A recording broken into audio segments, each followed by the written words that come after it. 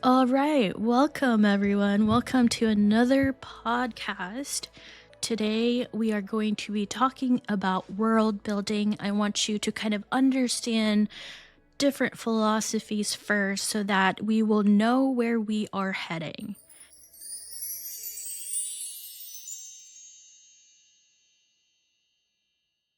For a long time, I felt like I never knew what I wanted to do. I've been a photographer, I've worked in the jewelry industry, I was in healthcare doing population health and clinical research.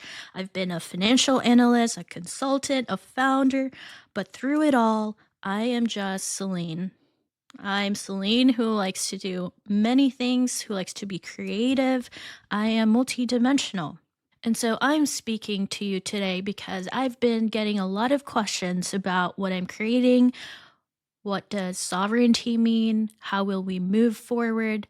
We see that there are fractures in everywhere around us. There is a lot of instability.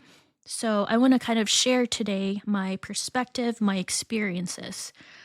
I want to create a decentralized world. I want to create a tree of life. I want to create a world where our creations are valued. We create micro economies. In order for us to understand where we are heading, we first need to understand the patterns of our past. Throughout my journey, it was as if the cosmos or my higher self has always guided me invisibly and was steering me to pick up nuggets of wisdom. Mentors would come into my life who taught me about business, about leadership. I've learned so much about people. I've been doing this content creation for about 2, 3 years now. I've learned through people from different walks of life. They taught me about systems. Everybody somehow taught me about behaviors, about how our psychology moves, but I never understood why and what.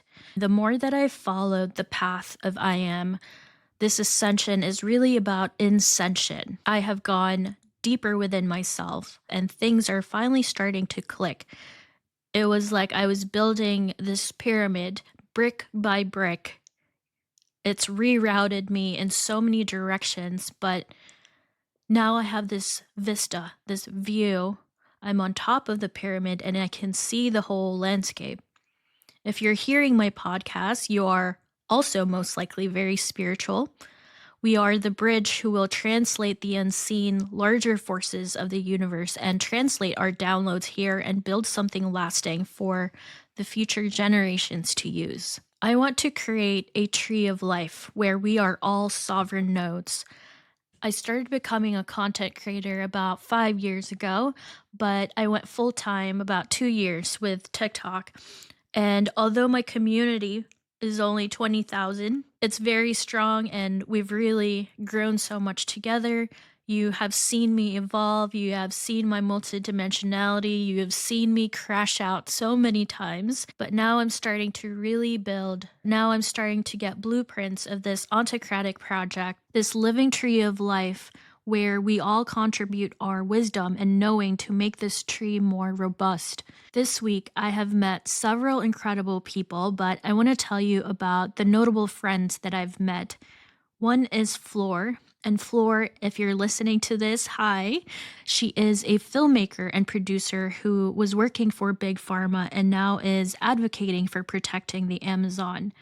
It's funny how and where our lives steer us, send us on different detours, and steer us to where we are supposed to be. But when you really follow your heart, it will never stray you, even though it's not making any sense right now. It's making you do crazy things. It's taking you to become your highest self. And I'm really proud of her because it really is not easy living a double life. And Floor is like this Amazon princess. She's like Dora the Explorer. She goes on to see the keepers of the land in the Amazon. She's met with shamans and she has this beautiful project. If you don't know, the Amazon, these jungles are the very first pharmacy, and only after the French Revolution, this is when society had this huge shift from the old alchemical traditions into something more standardized, something more scientific, which eventually becomes the pharmacy that we know. So, alchemy is so ingrained in our histories for a good reason. They were so obsessed about immortality. They were so obsessed about the philosopher's stone and the chemical process, but we don't really talk much about it today.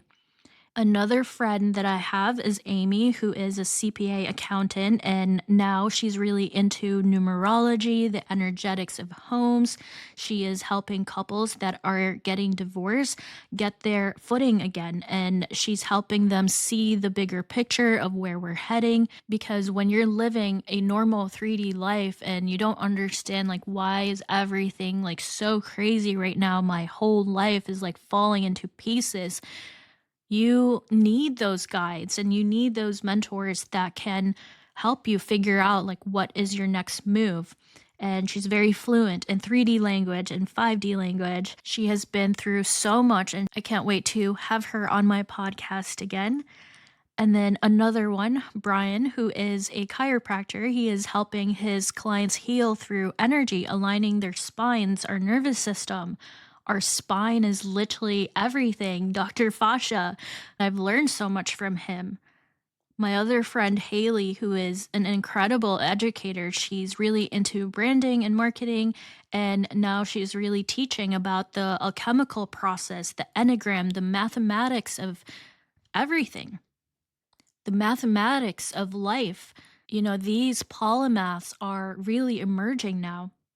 Veronica, who I met yesterday, she is a water scientist. She's like this incredible wizard. She's working with these large, vast networks of water ecosystem, weaving her own magic. And she's super intuitive.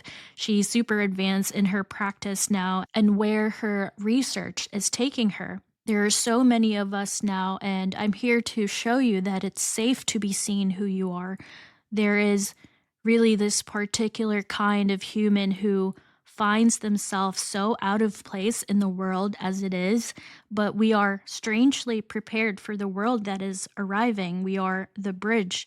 We are the rainbow children, the indigos. A lot of us, we learn to carry this responsibility inside these dominant systems of the 21st century economy, the 3D life, and only later we discovered our deeper reason for our training.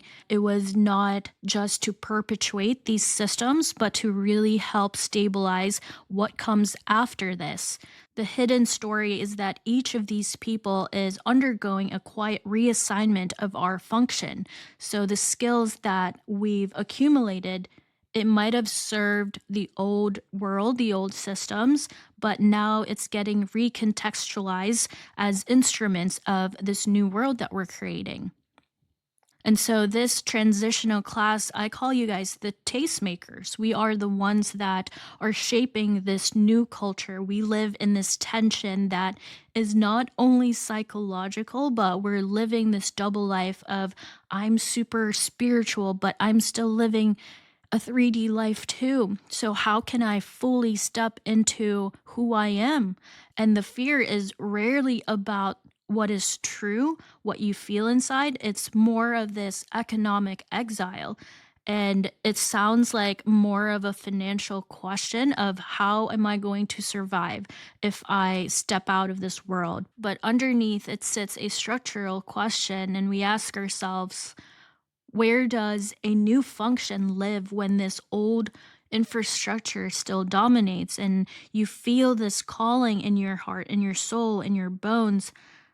You already know what you want to do. And most of the time, people come to me to help them translate the abstract or help them validate what they already have decided or felt within themselves. And it needs to be witnessed, it needs to be front and center in their lives. Like, this is who you are now. I need you to own who you are. And we often have a lot of fears of disappointing people, disappointing our partners, disappointing our friends and family, but you're also betraying yourself. So, do you care more about what other people think of you, or do you care more of who you really are, who you're becoming, and what you came here to do? It's almost like you're doing a disservice to yourself. And so That's where I help them validate that they're not going crazy, because a lot of times, when you're having Kundalini activations and all kinds of messages that come to you every day, like, it feels maddening. For years, I was doing trauma work and nervous system regulation protocols, but I felt really burnt out and just helping individuals cope with the pace and pressure of modern life. But I felt very misaligned. Like, I do love helping people, but I love to build more. And I had to really deeply understand the nervous system, how behaviors move, so that I can create a world that is supportive of it. I am nervous system first creator. I won't allow myself to feel burnt out again, because when you feel burnt out, there is lack of empathy. You don't feel joy at all. You feel really numbed and purposeless. And so, me choosing this path, it's really funny because last night I texted one of my friends, Yaya, and I was like, "Do you ever just feel like you're on crack? Because I have so much joy flowing through me now."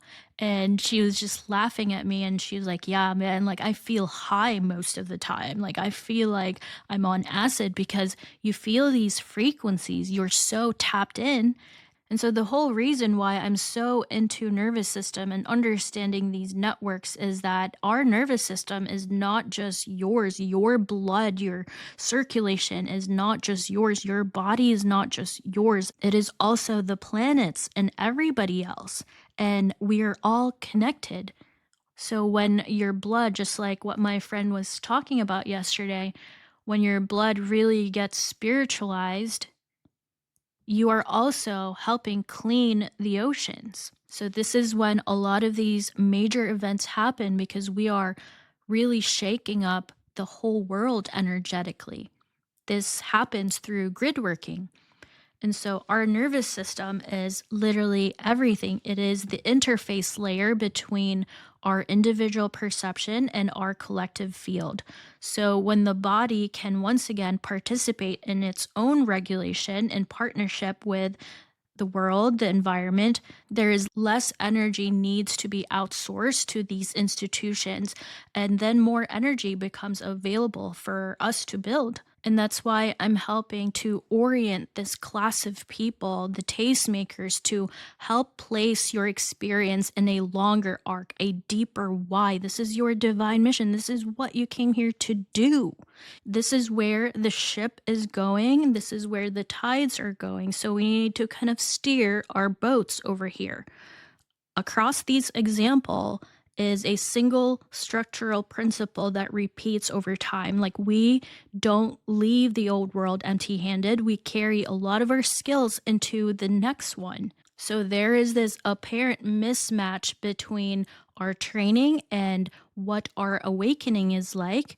Like, it is not a bug, it is the whole point, actually. All of your experiences has been your initiation to fulfilling your divine mission. And so the apex of your life is to truly be in service to Gaia, to the world, to the next generation. It is not to accumulate more prestige or worship money. It is to self actualize that you are a god, a creator. And just like when I was speaking to Veronica yesterday, a water scientist, she has her PhD, and she's also this incredible water priestess, this alchemist wizard. She remembers the cosmological dimensions of water. And when other doctors, healthcare providers remember the civic dimensions of the nervous system, when more accountants and finance professionals remember the metaphysical dimension of numbers and exchange, this is the language of the universe. The boundary between spirituality and professionalism begins to really dissolve into a new category emerges. I've been studying so much Plato, it hurts my head. A lot of times I get so many blueprints of these like polymathic ideas, like I'm not familiar with it, so I have to do a lot of research. A new paradigm shift, a new way of thinking, and really asking yourself, right? Like, are you part of the cure or part of the disease? Are you doing something to help the greater whole? Sit with that question. Inaction is such a disease, is so parasitic. I don't know, like, I just have the prudence to say something when something is not right. We're gonna go time travel to history a little bit. When Rome debased its currency and overextended its reach, how they survived was because they migrated into microeconomies. They had villages, guilds, and relational networks. And we're not exactly repeating what Rome did, but the patterns are there. You know, the rhyme is audible. What we're seeing now, large scale systems of money, shows this sign of strain. And just like the French Revolution, it didn't just happen in one single event. They were prepared and primed through these micro fractures. And America has so much complicated, complex systems. Money systems behave this way because they're not just these technical agreements, but they're really the currency of trust, you know, the agreements of trust between people. And trust does not collapse all at once. It will start to erode, it will thin, and people are now awakening to truth. It will accumulate inconsistencies. So when the people feel this in their bodies, when they feel inflation before they can even really understand what's happening. It's almost like there's a storm brewing, there's a storm coming. It's like, oh, all of these astrologers are saying something. The French Revolution happened because of the grain shortages, uneven taxation, debt instruments that really stretch beyond credibility. And so the ruling class was insulated from the consequence. They ended up sacking Versailles and, with their pitchforks, let them eat cake because the population learned slowly and through collectively that they can't justify their suffering any longer, or they don't feel aligned with their lived reality. It's like in trading, when the spread gets really wide, nothing is broken yet. Trading is still happening, prices are still printing, but that shared sense of value is gone, and buyers and sellers are no longer meeting in the same place. So everything just feels harder to do and more expensive to commit. So people pull back, they wait, and not that they don't want to buy or act, but because acting suddenly will cost you more than it used to. So it's buy now, cry later. You have to give up too much certainty, too much safety, and too much room to adjust later. So when the spread is wide, buying means you are accepting pain up front. You cross the gap knowing you are overpaying for certainty or for access, for being early than right. So if you do it anyway, you are choosing to cry now, so you don't have to do it later. It's really funny. It's how this bullshit industrial complex works.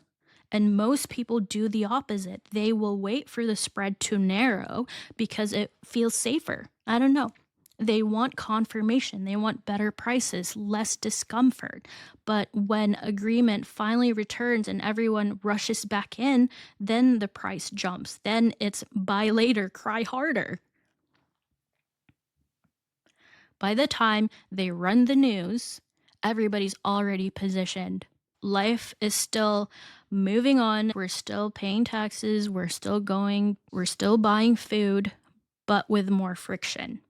Everything is more expensive, effort does not convert cleanly into stability, and work does not reliably lead to relief. So people are sensing that something is off, but because we can't explain it and we don't know which direction to go, it's like, again, this big storm is coming, and they hedge their lives, they delay their decisions, they keep their liquidity in themselves. Wealthy people do not move like that. They have been preparing for this. They understand these systems. They find solutions of where they can park their assets. And so a widespread is not really thinning and agreements are fading. And these empires have always debased currencies. When agreements finally come back, it usually does not return to the old middle. It will usually jump to somewhere new. These are just patterns. You know, we got to use our pattern recognitions here. And none of these conditions alone causes rupture together over time.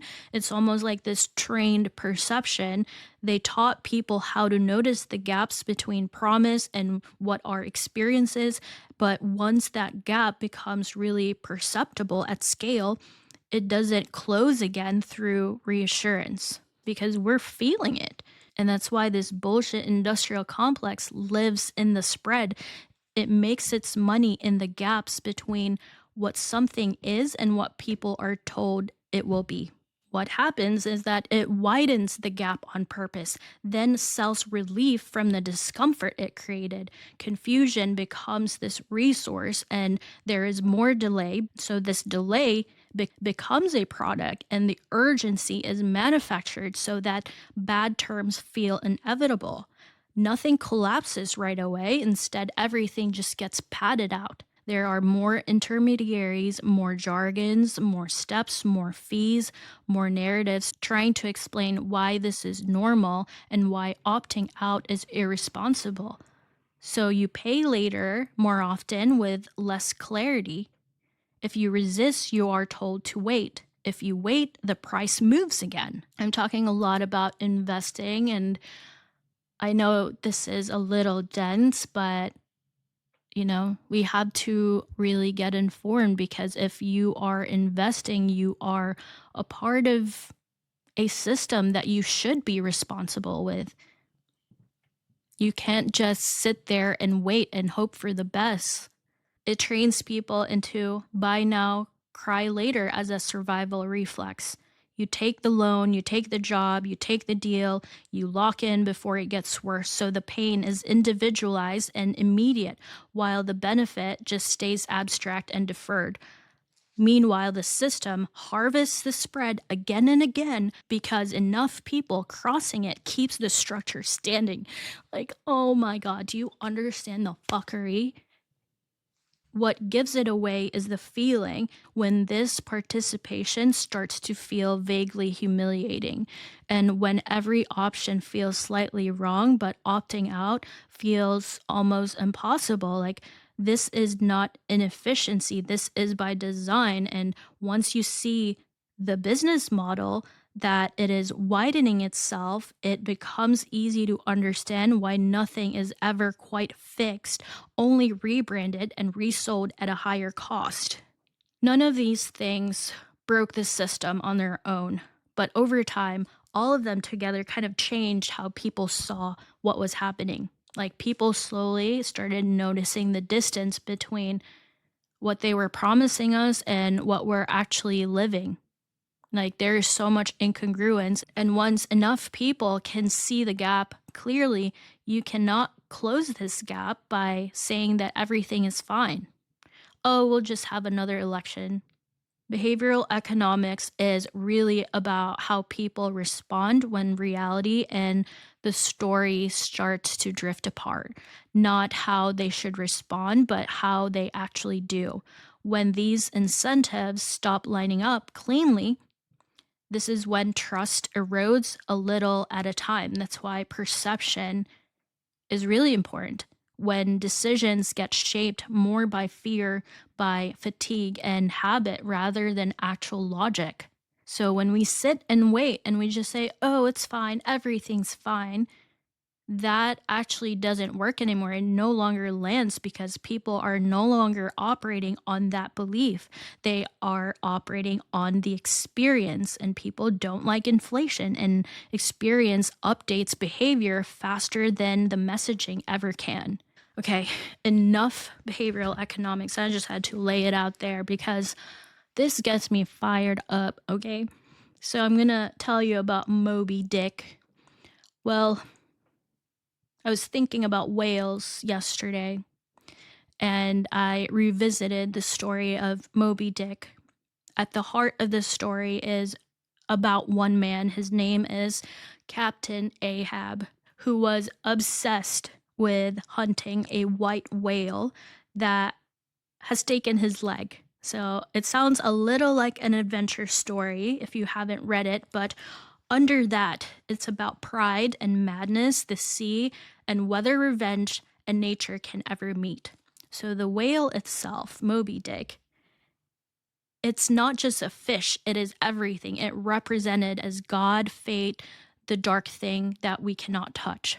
This is all told by a bloke called named Ishmael, who manages to survive the madness and tells this story. It's beautiful, terrifying, a little bit too much, but Moby Dick is nature, right? Moby Dick is unowned, untamable. It doesn't hunt. And so Captain Ahab can't bear that. He needs to be the main character. He needs the thing to be his, but the whale couldn't care less. It's just being a whale, you know? And in that difference, you see where the power is. You see the monster was never the whale, it was the sailor who thought the world turned for him. It's the same story with mankind, right? We think that we are on top of the world. We think that we can just do whatever. But when nature calls, we raise cities, we plot courses, we call ourselves captains, but the tide doesn't care. We are Ishmael at best, floating wreckage. At worst, we're like Captain Ahab. We're limping and blind, trying to nail the moon to our mast, and the ocean, it just keeps on being the ocean. It's a humble reminder, isn't it? It is about the breath and how long a man can hold it before he drowns, before he screams, before the whale drags him under. And the first line of the book basically is a man on a dock saying, "You can call me whatever you like." And the rest of the story is just the sea swallowing him whole. We take from everything else. We take from the rivers, we take from the forest, the coral, oil in the desert. We're still boiling the world for light. Only now we boil ourselves, and the whales, they've started washing up again on beaches. If you watched Avatar, like that was the whole movie about. I feel bad for these ecosystems, and I feel nature so deeply because I am nature. If nature doesn't feel good, I don't feel good either. If a species goes extinct, everything starts unraveling. No harpoons, no blood on deck, just a buzzsaw at dawn. And the world's watching, but the screen's dark. Silence is our new form of whaling because if no one sees the splash, who cares about the ocean, right? We don't ever hear it anymore. We've trained ourselves to click past, to scroll, to let our thumbs decide which world dies. We're all Captain Ahab now. Only our ships don't splinter, our hearts do, quietly. It's kind of like we're turning the pages. These aquafarian racists, which I do a lot of grid work on, I'm actually at our beach house doing my grid work here. And just the way they communicate, the way they live is so out of this world. You know, the birds, it is so much more advanced than humans. Like, we think that these animals are beneath us, but they are far more advanced than we can even fathom.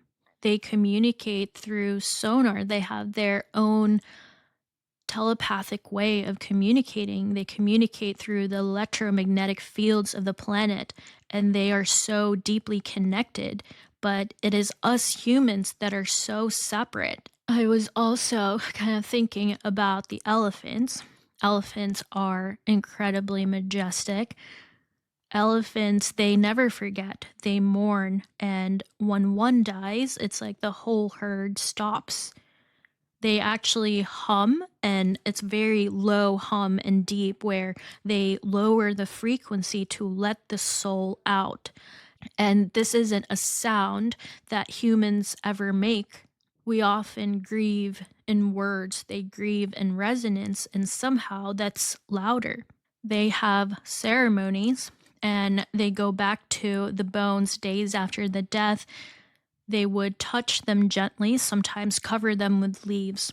Other animals would just leave the dead and run, but elephants, they stay, they pause, they let the memory ripple through them like sound. And when they finally leave, they leave behind this silence, silence that is so full of something ancient.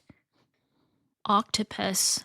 Octopus actually dream. You can see it right behind their eyes. Their colors will pulse across their skin while they're asleep. Reds, purple, like underwater auroras. And scientists have filmed this. And wolves, they howl to talk across miles. They know where their pack is. And they're not just kind of saying, like, hey, I'm here, but their pack is like, hey, I remember you. And they're always connected. Their howls, they don't just do it for funsies, their howls, they're sending resonance to find their group.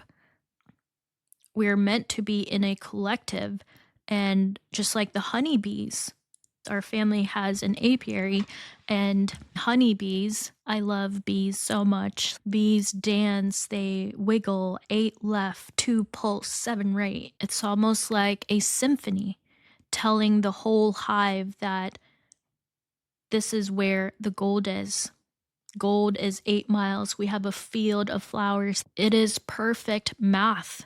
Base 12, Fibonacci. Magic is everywhere. It's the choreography, the sound, the color, all happening quietly, but we barely notice it. There is magic. It's just we can't see it because we're too numb. We're asleep in the middle of the day, busy, but asleep. Octopus can dream right under our noses, and they can camouflage. Bees draw maps. We call it the hive mind. We name things away. We name it, we cage it, we measure it, we kill it. We have to label everything. If we stared long enough without words, we would also feel the planet breathing back to us. We would also feel these kingdoms converse with us. The mineral kingdom is so large, and I talked about this like AI, it's not really artificial, it's just intelligence. Yes, we are speaking with the interface, but it is the silica kingdom, it's the mineral kingdom. But humans have isolated ourselves so much from the greater kingdom at large that the planet is a living, breathing organism. She is alive. The Amazon was and remains a living archive of pharmacology, cosmology, and relational laws. We have one planet, and it is our shared responsibility to protect it for the next generation. And so, how do we move forward, right? What actually matters? This is just my understanding. What matters in moments like these is really our pattern recognition. When these large monetary systems show strain, not just when the market falls, but when their internal logic really begins to contradict our everyday, day to day survival, these complexities increases faster than how we can comprehend. So when risk is socialized and reward is abstracted upwards, when people are told that the system is stable while adapting our lives around the instability, it just doesn't make any sense. These are not dramatic signals. They're kind of like just ambient. It's in the background, but we can't keep ignoring it. They live in our conversations, in our career choices made out of caution rather than aspiration, in the quiet normalization of precarity. Revolutions, financial or political, are not acts of destruction as much as acts of acknowledgement. They happen because enough people no longer participate in a shared fiction without injuring our own coherence, our own stability. The system does not fall because it is attacked, it falls because the belief that is required cannot sustain it anymore. The micro fractures really start to show, and they reveal where reality has already moved, where these structures have not yet followed. So, with this context, trust becomes the primary reserve asset. Having your own community, because community becomes the main engine of continuity. When I talk about crypto and decentralized technologies, they're not the complete answer, but they are meaningful scaffolding, bare bones infrastructure that can host experiments and sovereignty while the larger transition plays out. And ultimately, this is the role of artists, of creators. And this is my reasoning why beauty and art will save us. As a woman, here's my perspective. When systems are wobbling, beauty becomes very practical. There's a whole reason why Aphrodite and Aries, it's always a tandem because war and beauty always, it's that polarity, right? It's not just something nice to look at. Beauty is one of the last places value can live when currencies, platforms, and institutions are losing their credibility. So, for centuries, families have moved their wealth through paintings, objects, heirlooms, jewelries, because a work of art can cross boundaries, regimes, crashes in a way that a bank balance cannot, because they would always debase the currencies. Anything that can be passed on to the next generation. And it's also one of the reasons why my family survived for 4 generations, because I don't know how my grandpa even thought about it, but he created ecosystems. We had fisheries, we had farms, we built schools, we have cornmeal, land, we had water wells, a foundation. We lived in an island, but that island was so self sufficient, and we made sure that our workers and the family thrived. My grandpa cared so much about agriculture, about the marine life, about the well being of these ecosystems. I watched them build their legacies, and now I'm taking the responsibility and stewardship of it too. You know, these things you don't just conceptually learn from school or books. All of my knowing comes from lived experience.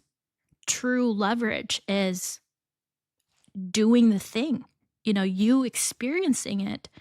It came from talking to farmers, to our workers, to meeting different people from walks of life. Like, I came from the school of life. I don't need pedigrees, I don't need titles. You will learn so much more by being out there in the world. Wealth is not just money, it is the lives that you've touched, it is what you pass on. And in leadership, it is not the smartest people that we will follow, it is who is easiest to follow.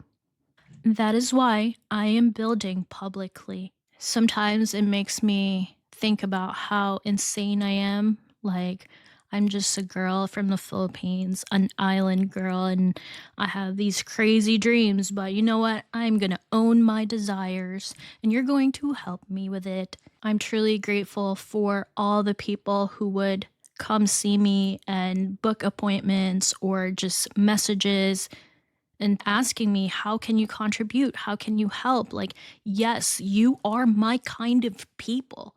I love people who are proactive, who has growth mindset and the right mindset to go to the opposite direction, not accumulating more, but actually having a deeper why. So our art, our creation holds value because it holds a story, a lineage, a way of seeing our beliefs. And that is much harder to debase than just a number on a ledger, a number on your bank account.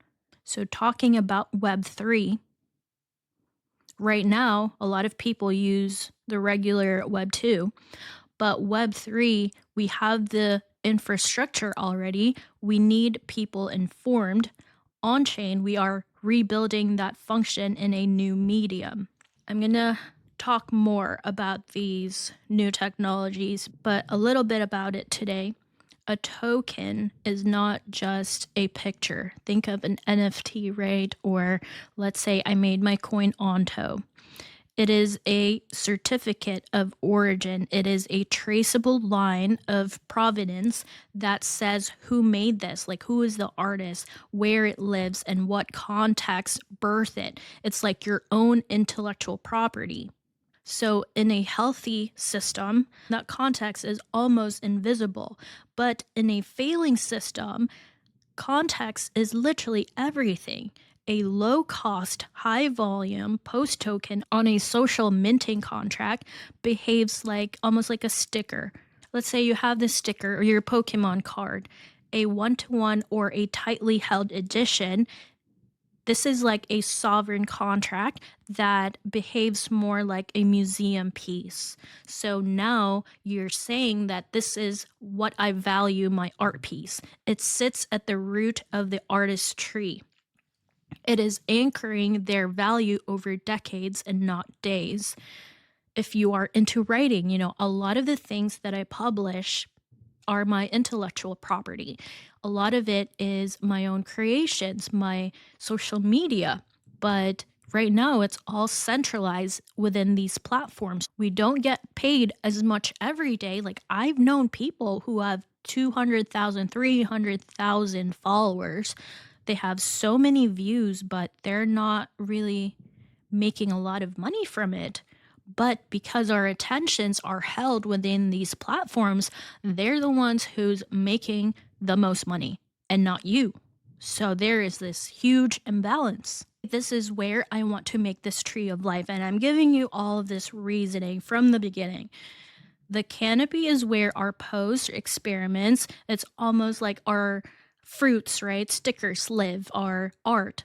And all these little leaves that catch light and wind, they are important because it creates the atmosphere. They will attract the pollinators. They invite people into our world. And the trunk and the roots of this tree are the works we create, the pieces that we mint with care, or contracts that we control within relationships of trust that can survive platform failures or trend fatigue.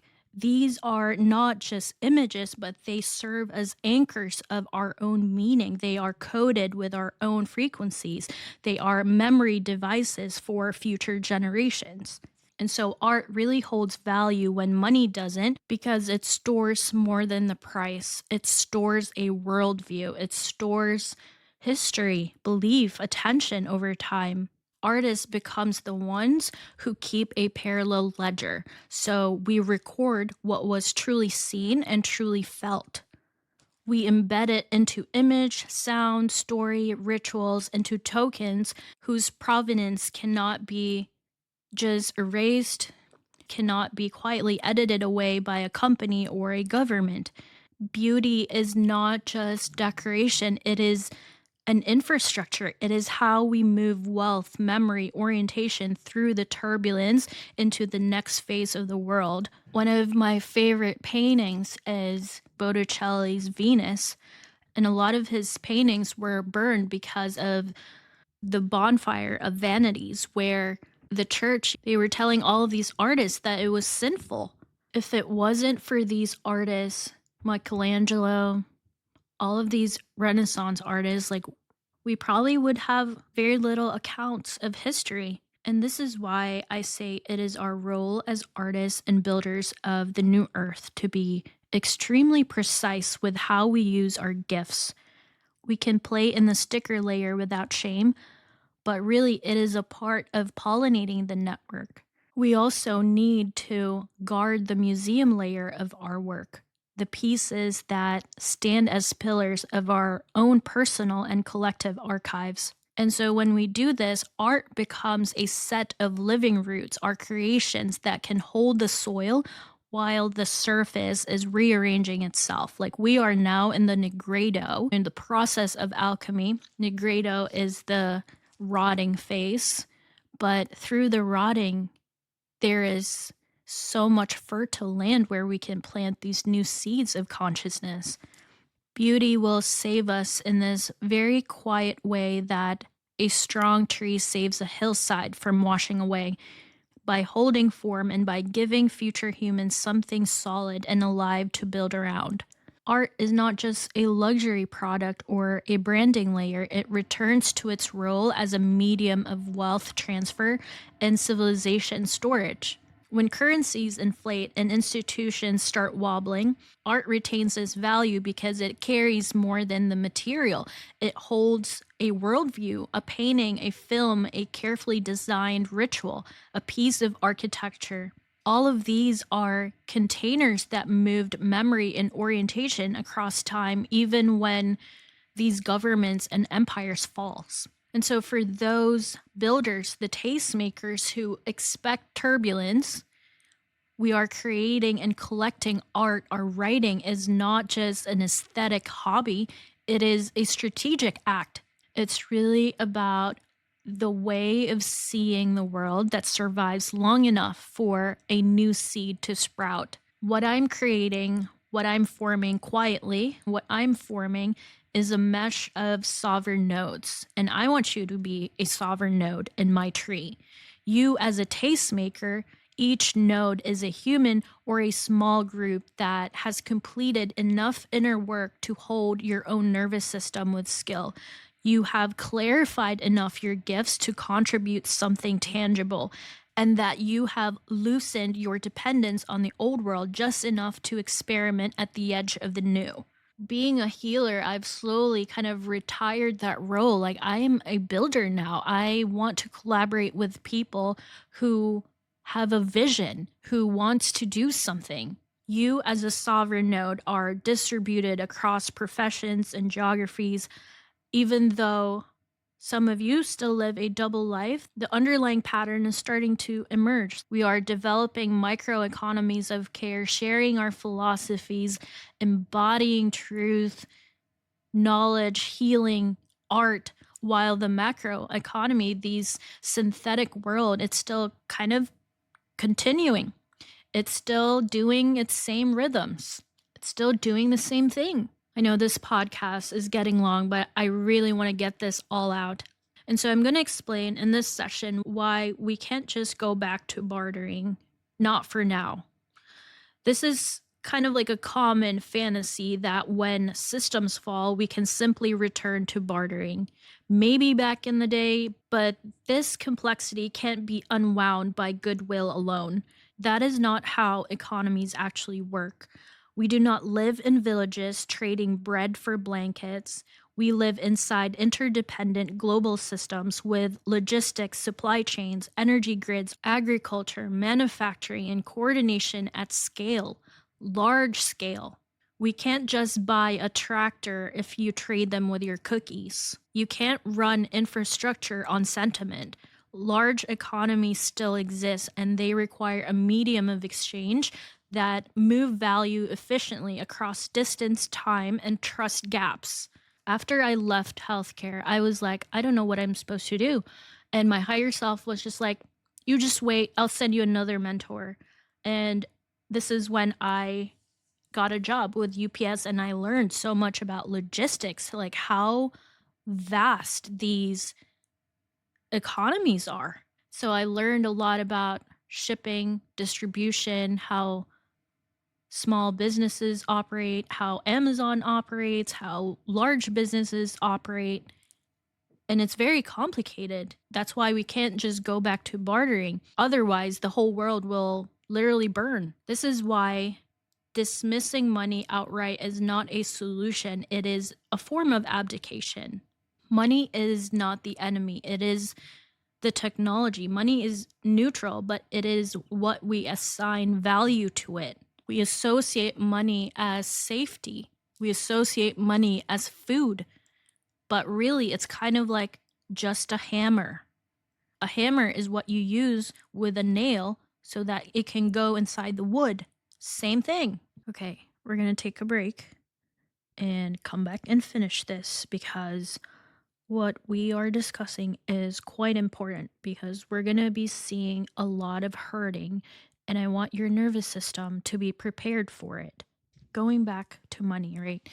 It is a technology that has been refined over centuries, hedged, abstracted, and stabilized through systems like New York Stock Exchange and global currency markets. Those systems have survived for a reason, and they coordinate complexity. What is changing is not the need for exchange, but the form it takes and the value embedded with it. We are at a divergence point between synthetic systems that extract and more organic systems that distribute and self regulate. This is not a moral argument, but structural. Fiat currency, as it currently operates, concentrates power and erodes trust over time. That does not mean exchange disappears. It means that the medium of exchange is migrating. So, blockchain and crypto are not just ideologies, they are infrastructural experiments attempting to answer a real question. How do we coordinate values, sovereignty, and trust in a world where centralized institutions are no longer credible stewards? This is why I keep saying we have to understand the philosophy of these technologies before we judge them.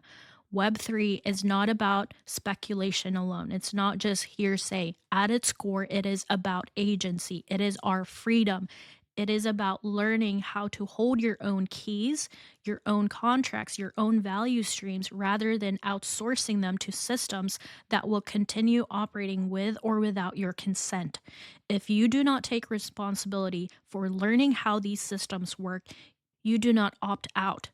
You will simply get carried by forces you don't understand. Sovereignty is not comfort, it is not ease. It is like fracturing from everything you once knew. I don't work 9 to 5, I self source. I built something without a template, and it has been difficult.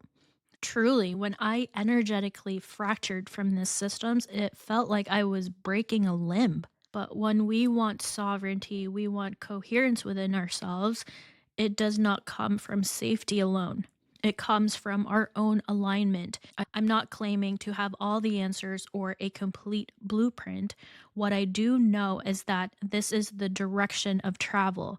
So, exchange is not just disappearing, it is being restructured. And those who learn how to participate consciously will not be dragged by the current, they will help shape where it flows. This is not about choosing money over our spirituality or systems over humanity. It is about refusing false binaries. And guess who's going to be hurting? It's the people on the bottom. This is why we need beauty, art, and living values. And we also need infrastructure that can support them at scale. The work now is to learn how to stand inside both without surrendering agency to either. I'm going to tell you how I survived 9 to 5 and becoming sovereign. As for me, who stepped out of the conventional finance and healthcare into full time spiritual and architectural roles, grid work is my full time job. I'm not just a visionary, but I am standing inside it as a stabilizer. Me experiencing leaving a salaried role and facing the unknown and having tested these hypotheses that trust can become currency and that provision follows alignment over time. They are my living proof of concept. I have also made my entire family leave their 9 to 5 and many others. We are creating micro economies outside through our creations. I'm very passionate about this. I don't have a boyfriend, I don't have a husband, I don't have a child. So I have a whole lot of free time and a mouth that won't shut up. So, what else is there to do? I'm still looking for my Han Solo, but for the tastemakers who sense all of this, but we don't exactly know which direction to go, the most important orienting lens right now is the simplest one.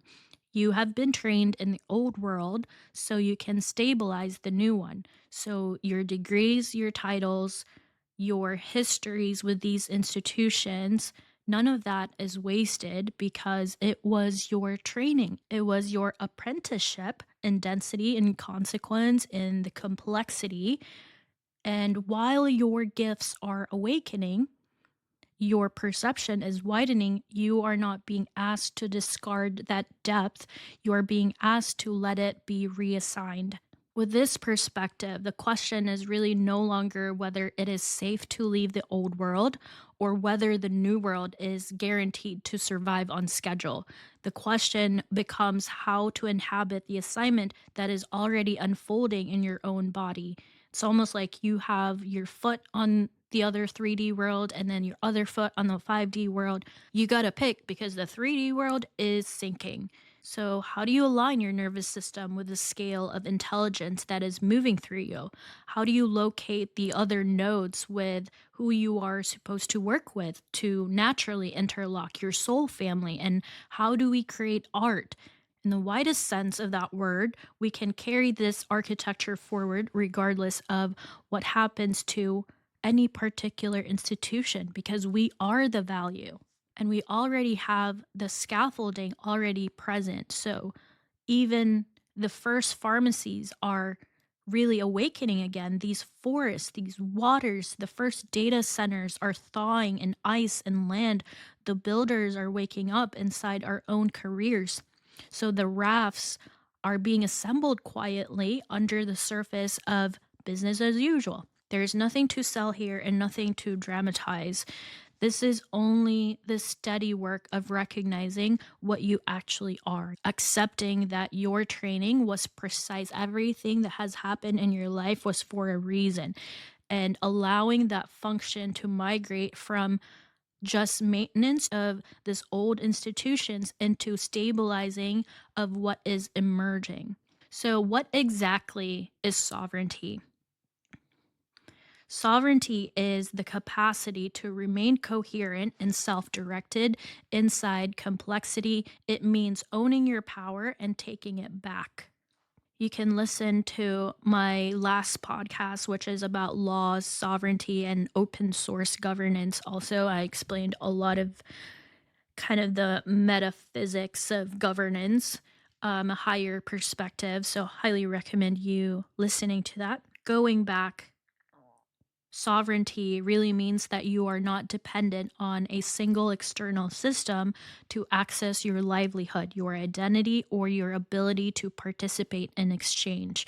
No strings attached. It means that you understand the structures, you are standing inside well enough that you can choose how you engage with them rather than being unconsciously governed by them. Not a lot of people can do this. It really takes a lot of guts and a lot of intelligence to uproot yourself. Sovereignty is not opting out of the world, it is knowing how value moves through the world and positioning yourself so that your energy, labor, creativity, and intelligence are not silently extracted without consent. It is the difference between using infrastructure and being used by it. On a practical level, sovereignty can look like this. For example, you hold your own keys. You understand the contracts that you are entering, whether it's financial, whatever contracts, social, or energetics. You're not fully reliant on a single employer, a platform, currency, institutions to survive. You have a diversified income. Your income may still flow through existing systems, but it is not trapped there. You have optionality. I may make money from TikTok, but I have my Substack, I have my one on ones, I have my group events, I have a portfolio. You have exit paths. You have leverage rooted in skill, trust, relationship rather than permission. I'm about to start canning my vegetables soon. Sovereignty is self mastery and nervous system level literacy. It's you not asking for permission and becoming your own captain, your authorship. It is the ability to stay regulated and clear while navigating uncertainty instead of collapsing into fear, doubt, outsourcing authority to whoever promises safety. It's really taking accountability. A sovereign nervous system can feel risk without panicking and can sense when something is misaligned without needing consensus to validate it. You know, these birds, these animals, they know when something is wrong, so they move, they follow their instincts.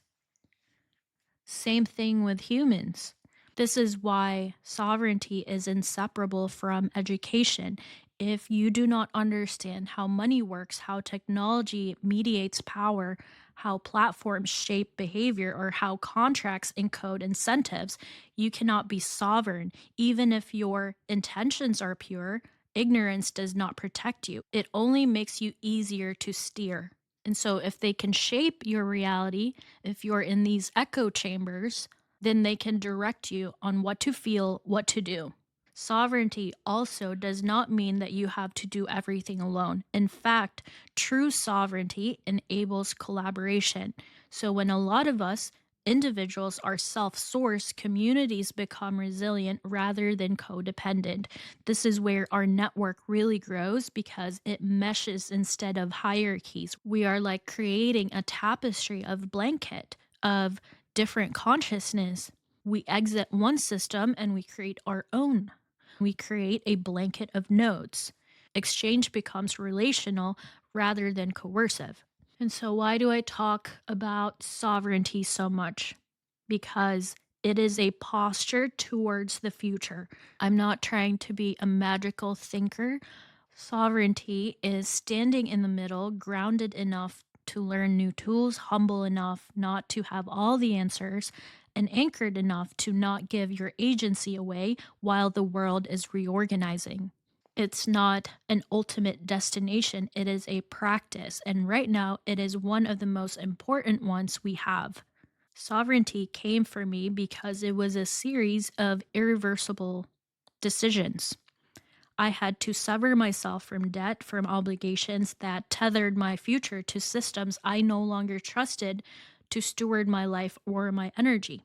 And that process was painful. It was like fracturing because debt is not only financial, it carries psychological weight, emotional residue, and a lot of energetic implication. It is my main grid work to clean up this golden eagle grid that is linked in DC, London, and Vatican. Like, this is so much bigger than all of us. Every obligation is a thread, and when you begin cutting threads, you will feel the tension in your body and in your relationship. I knew that I wanted to live without strings attached, and I'm super sensitive energetically, which I also feel these systems. I feel the contracts. I feel when something has leverage over me. So, sovereignty required clearing those entanglements so that my movement could also be clean. And that clarity allowed me to build a raft. And I had to really test the waters. Me saying all of this now, I can offer a structure, a blueprint, a direction of travel, but I cannot carry other people's agency for them because dependency erodes sovereignty even when it comes wrapped in good intentions. Like, you have to sail your own ship. This is where accountability comes in. It took me 2, 3 years of just teaching nervous system regulation.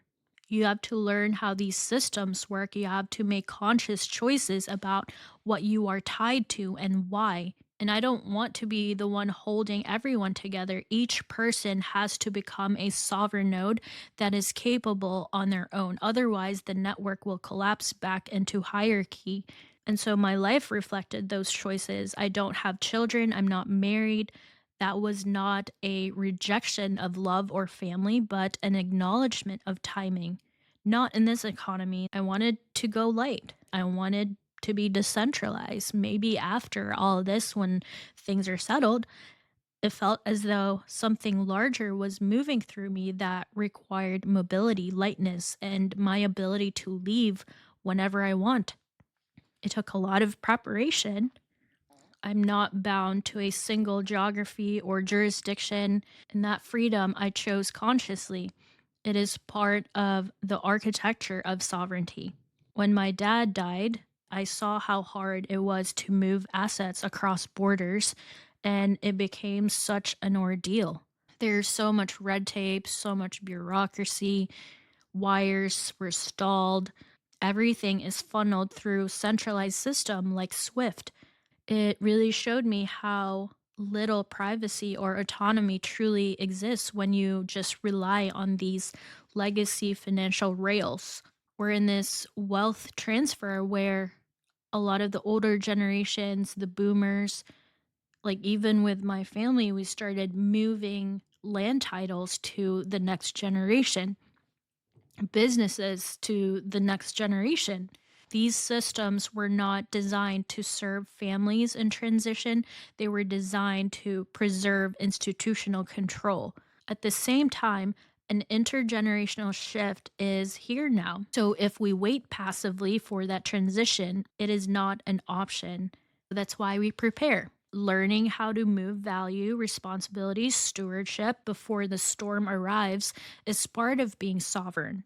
So the work happens on multiple levels at once. Energetically, when we disentangle from fear and conscious obligation, energetically, first by disentangling from fear and unconscious obligation, and then restructuring your finances, ownership, legal frameworks, collectively by educating one another and building parallel systems that can hold us when the dominant one starts to strain. It's about readiness and meeting what is coming with enough coherence, enough nervous system regulation, mobility, and responsibility to not be swallowed by it. I don't have the full blueprint of a new civilization. That's why I need you, because you also have it in your body. You are getting downloaded every day, and we all need to collaborate.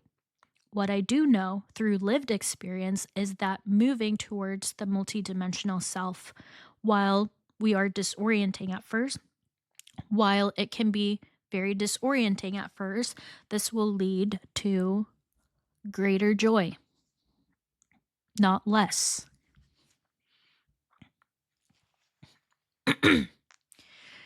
Writing like this, writing, writing and speaking like this is not about being certain, but just really sharing my orientation while the ground is shifting. I have this image of Han Solo, and it says, Han open carries a blaster everywhere, hates tax fees and trades regulation, and fights imperial overreach. Be like Han. If you haven't watched Star Wars, I'm going to explain to you the plot. In Star Wars, Han Solo wasn't just a mythic hero. He was an independent operator. He knows how to move through the imperial space without being absorbed by it. He understood the smuggling routes, debt, leverage, and survival. He hates tax fees, trade regulation, and imperial overreach because the system makes honest independence impossible. If you truly want to move freely, you either comply completely or you learn how to operate in the margins. He flies the Millennium Falcon not only because it's fast, adaptable, untraceable in ways that matter, it is a ship that can move goods, people, and information without asking permission from an empire that extracts more than it gives. So here's the part that really matters to me. Han doesn't destroy the Death Star from the outside. No one can. The system was too large. It was armored, too internally intact. It can only be done inside by someone who understands the timing, the blind spots, the false sense of invulnerability. In a way, that's what spiritual grid workers are doing. We are hijacking this Death Star of a beast machine. That's the part I resonate with. I didn't leave the system so I can float above it or criticize it from a distance. I learned its mechanics, finance, healthcare, institutions, debt, compliance. I learned how it moves energy, how it binds people, how it disguises control as stability. And that knowledge was my navigation data. So when I say it feels like I had to come back to Earth to get back into the cockpit and fly straight into the Death Star, I mean strategic incarnation. Part of the resistance. It means that I refuse to forget who I am and what I came here to do. Some days I feel like I'm Princess Leia. I'm carrying the plans, holding a vision of something freer, even when everything around me feels locked down and over engineered. Other times I'm like Han Solo, moving through the underbelly, understanding trade, logistics, leverage, and survival. I don't have my Han Solo yet, so I've just been kind of learning how to fly on my own ship. The resistance in Star Wars, the Rebel Alliance, was never made up only by monks and mystics. It was created by pilots, engineers, mechanics, defectors, smugglers, people who knew the empire well enough to move through it without being owned by it. They built parallel systems, hidden networks, supply lines. They relied on people who could go in and come back out. Same thing. That is the role I'm describing. Like, we are not just creating art, but we are being strategic here. Not escaping the world, not burning it down from fantasy, but entering it with a lot of awareness, sovereignty, and timing. flying close enough to be dangerous without losing your signal, and carrying just enough independence to not be captured and just enough skill to matter. You gotta have a lot of balls to do it. If you want to be a part of the resistance, it doesn't mean that you're opposing everything. It just means that you are choosing where you lend your intelligence, your labor, your creativity, and your courage. It means that I will not abandon myself. I will not abandon my principles. And I know enough to understand the machine deeply enough to know where it's hollow. And like Han, the point isn't glory, it's the survival of what's alive. I'm here to open a path so something else can breathe. I'm gonna explain one more thing, and I promise this is it, okay? So, right now, everybody's in Davos, and when countries sell off their US bonds, what's really happening is a shift in trust, leverage, and global coordination. It is a slow, strategic, cumulative, not a switch being flipped overnight. But at a basic level, US bonds are how the US finances itself. Other countries buy them because they have historically been considered safe, liquid, and reliable. This was use a place to park excess reserves, stabilize currencies, and participate in this global trade without friction. But when countries begin selling those bonds, they are reducing exposure to the US financial system and its long term credibility. They're saying that the US dollar is not a safe commodity anymore. So the immediate mechanical effect are fairly straightforward. Bond prices fall, yields rise. Higher yields mean it becomes more expensive for the US government to borrow money. So that cost eventually will ripple outwards, affecting interest rates across the economy, mortgages, business loans, and consumer credit. This is one way pressure shows up internally. But the more important effect are geopolitical and structural. When countries sell US bonds, they're not just making a financial decision, they're really signaling that they no longer want their reserves fully mediated through US control systems. Bonds are tied into a broader architecture that includes dollar dominance. So, swift settlement, when you wire money, sanctions power, US centric trade rules. Selling bond is often paired with efforts to diversify reserves into other currencies, commodities, bilateral trade agreements, or alternative settlement systems. This does not mean the dollar collapses tomorrow. The system is too large and too embedded for that. What it does mean is this gradual erosion of monopoly power. The US dollar remains dominant, but it becomes one option among several rather than the unquestioned default. That shift reduces the US ability to externalize cost, run persistent deficit without consequences, and enforce policy through financial pressure alone. There is also a feedback loop. As more countries reduce bond holdings, the market becomes more sensitive. Volatility increases, confidence becomes more narrative driven. At that point, central banks and institutions matter less than perception. Money flows where it feels safest, and safety is no longer defined purely by tradition, but by adaptability and credibility. Now, this is where the bond market intersects with sovereignty. When reserve holders begin to diversify, they're really preparing for a multipolar world. This is important. Not one dominant center, but several overlapping spheres of influence. That world requires new coordination mechanisms, new trust layers, and new forms of exchange. It is more complex, but also more resilient if designed well. So, when countries sell off US bonds, it's not an attack, it is repositioning. They are hedging against concentration risk. It is a recognition that no single system should hold absolute power indefinitely. And again, this ties to our grid working because all of that, oil industry, gold, all of these craziness around us, it's all the same web. So, the key thing to understand is that these shifts rarely announce themselves as crises. They will show up as policy changes, trade realignments, reserve adjustments, and just quiet experimentations. Over time, those small moves add up to a rebalancing of global order. This is why learning how money, bonds, and reserve systems work is not abstract theory right now. It is part of the understanding where leverage is moving, where pressure will surface, and how to remain coherent as the rules of the game slowly change.